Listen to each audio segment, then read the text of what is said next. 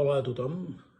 Moltíssimes gràcies de demanar-me que us adreci unes breus paraules amb motiu de la inauguració d'aquesta exposició aquí a Cadaqués de 55 urnes per la llibertat, que és un lloc molt interessant que es faci aquesta exposició precisament.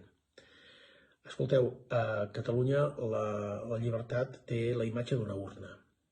Quan ensenyes una urna, nosaltres hi veiem una icona de llibertat. Per nosaltres vol dir moltes coses. Que això hagi sigut estímul perquè artistes hagin pogut portar fins a la màxima creativitat l'associació entre l'objecte, urna, i el concepte, llibertat, crec que demostra també, d'una banda, l'esperit creatiu del nostre país, però sobretot també una mica l'ADN de la manera com declinem a Catalunya el concepte llibertat.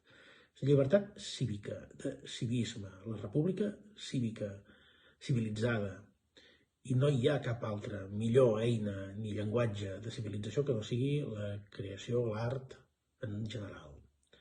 Per tant, aquest binomi entre llibertat i art, o entre urna i art, crec que és una manera molt excelsa és tot un discurs de com volem que sigui el nostre país. Contempleu cadascuna d'aquestes obres, feu-la contemplar, també, perquè diuen moltes coses del que som, del que hem fet, però sobretot del que estem fent i el que volem acabar de fer.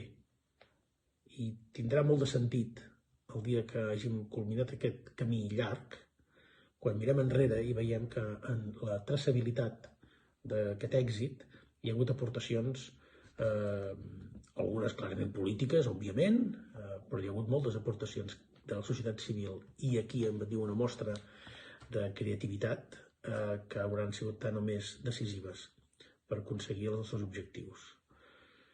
Tant de bo us pogués acompanyar, espero i lluitem perquè sigui així, que voldrà dir que la nostra llibertat va associada a la llibertat del país, però mentrestant rebeu una molt forta salutació i un agraïment immens a tots els que feu possible el que hi ha al darrere d'aquestes 55 urnes per la llibertat.